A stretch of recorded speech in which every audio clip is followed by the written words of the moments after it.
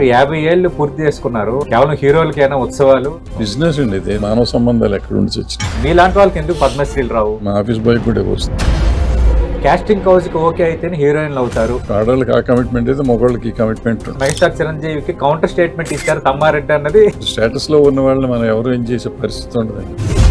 దురంధర్ ఎందుకు హిట్ అయింది, రాజా సాబ్ ఎందుకు ఫట్ అయిందంటే ఏంటి? పాన్ ఇండియా అని పులిని చూసి నక్కవాత పెట్టుకుందని పవన్ కళ్యాణ్ ఒక కామెంట్ చేశారు, ఇండస్ట్రీకి ఇగో ఎక్కువైపోయింది, సీఎం ని కానీ మమ్మల్ని కానీ ఎవరు కలవలేదు అని. ఎవరు ఇండస్ట్రీ అనేది ఎవరన్నా చాల్చమనండి. అంటే ఇప్పుడు ఇండస్ట్రీకి పెద్ద అంటే ఎవరు లేరు. దాసనారాయణ గారిని ఎన్టీ రామారావుని రిప్లేస్ చేసే మనుషులు రారండి ఏ రకంగా అయినా.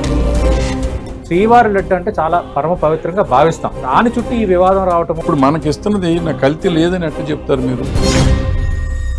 సినీ దర్శక నిర్మాత తమ్మారెడ్డి భరద్వాజతో 10 టీవీ వీకెండ్ పాడ్కాస్ట్ ఈ రోజు రాత్రి 7 గంటలకు వాచ్ 10 టీవీ.